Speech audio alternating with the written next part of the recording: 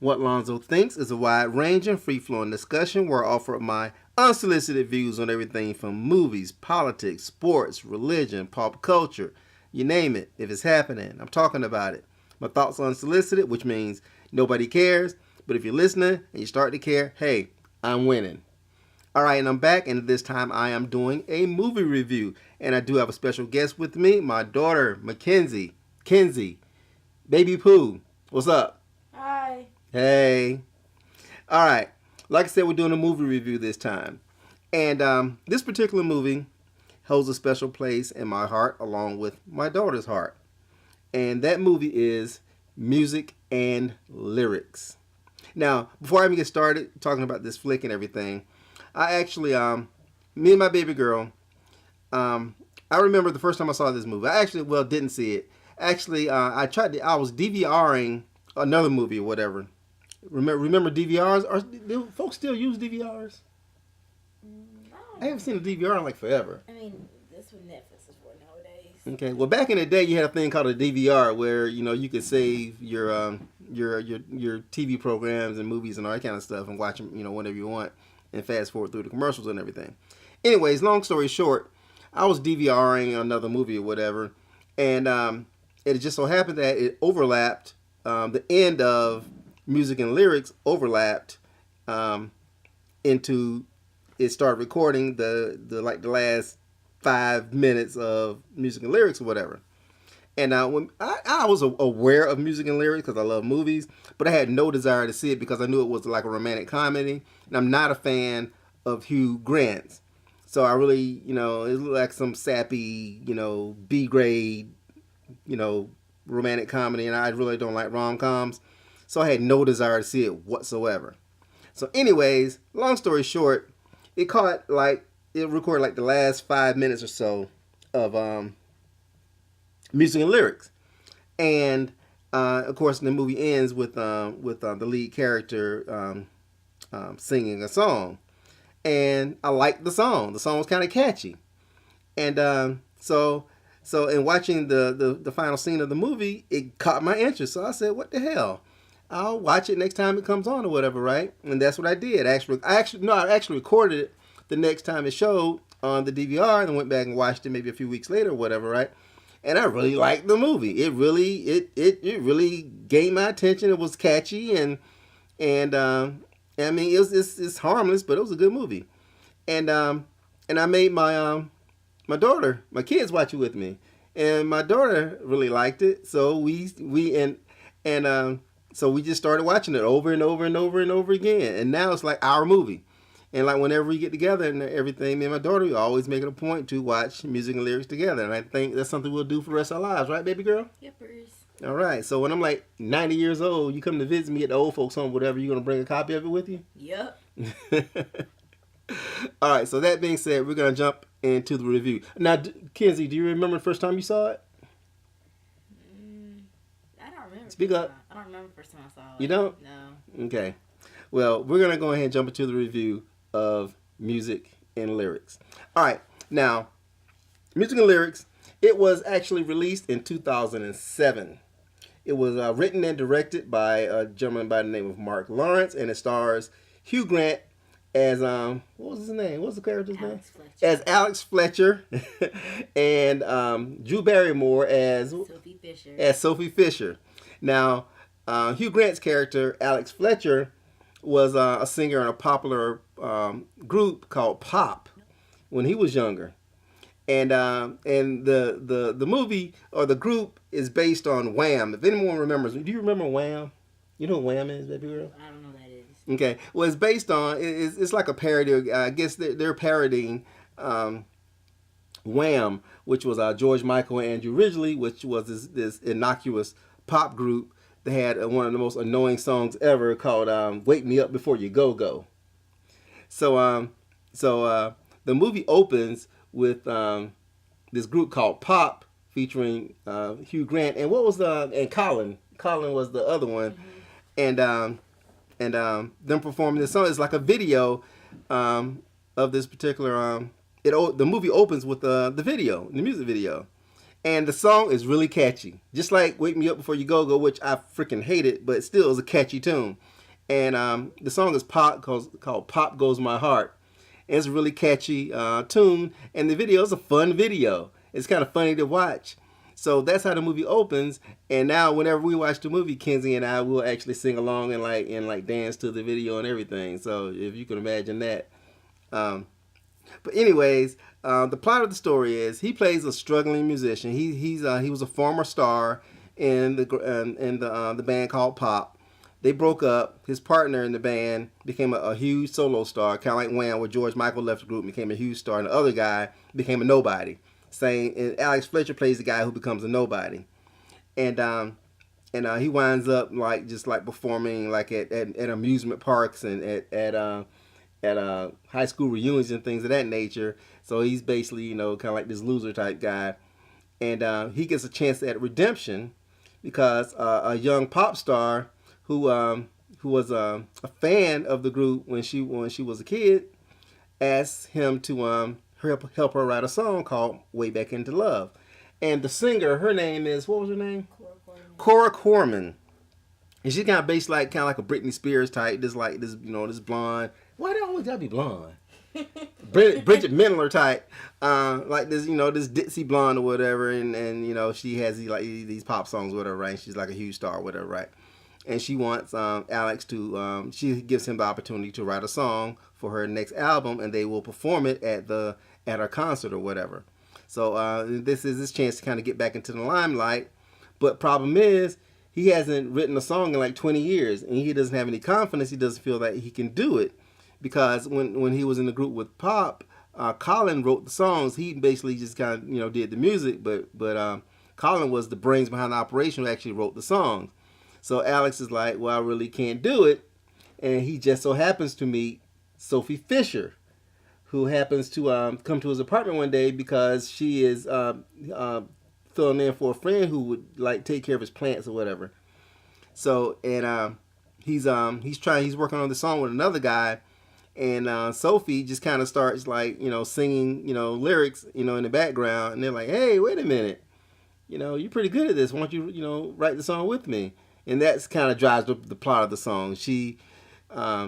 Sophie Fisher and Alex Fletcher, they become friends, and they write a song together, and of course they fall in love, and so on and so forth. And that's kind of how.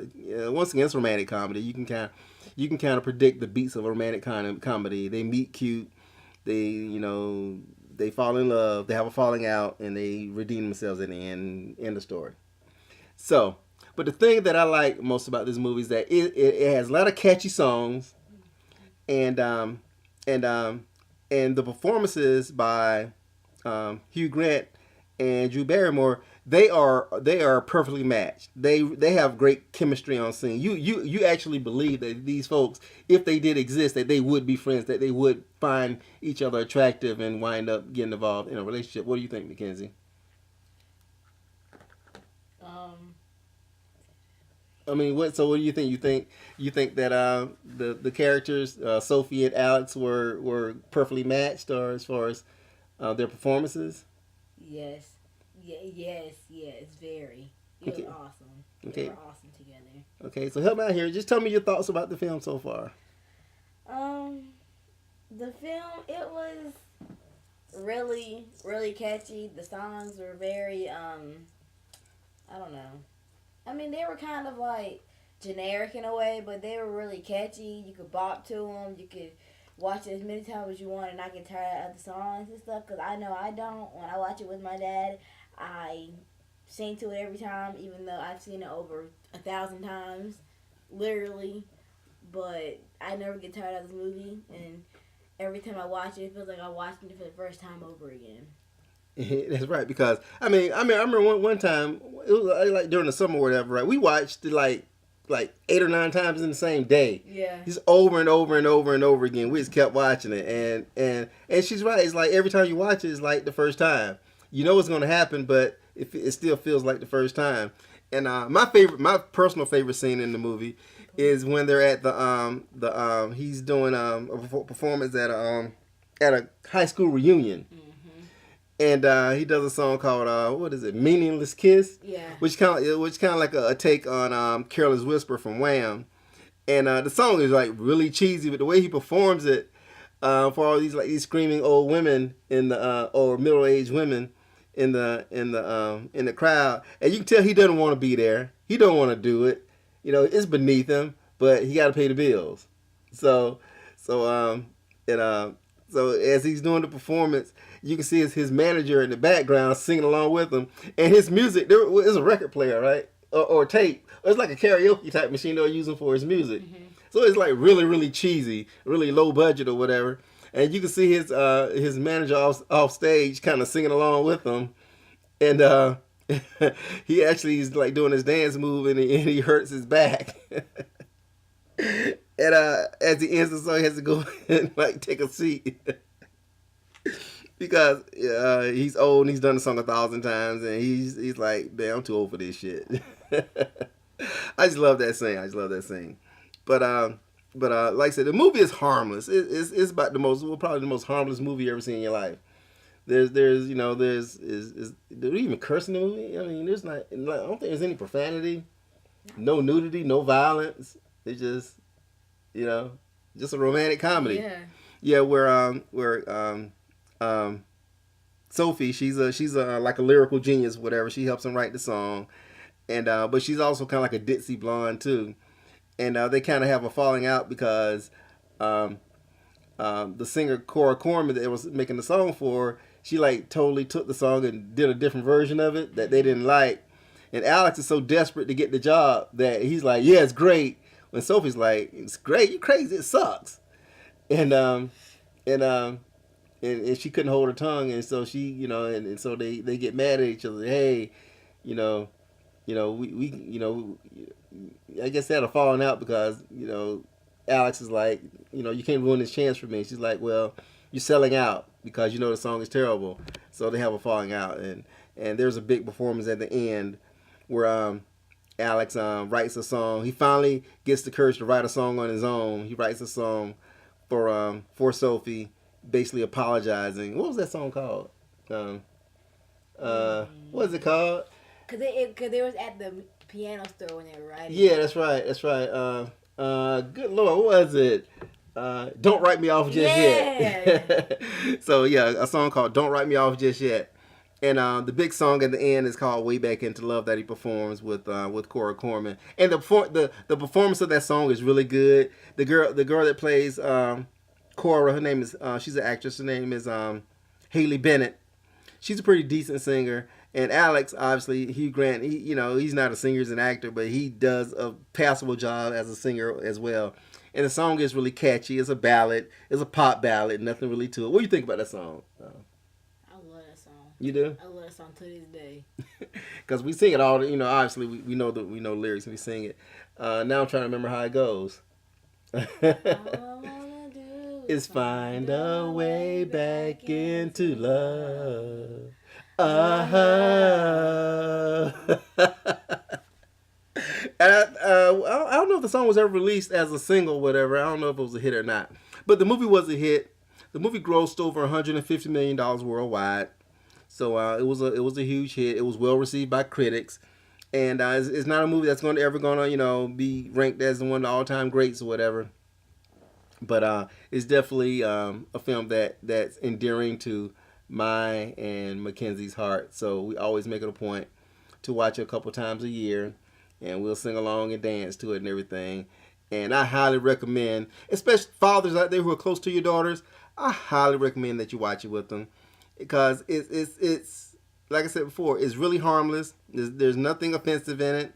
You can watch it with your daughter, and it's a good thing that you can kind of bond with, I think, because me and Kenzie have a bond with this film. And like I said, we always get together and make sure we watch it. And I'm sure, like I said, when I'm 9,000 years old and on my deathbed, she'll probably bring it so we can watch it.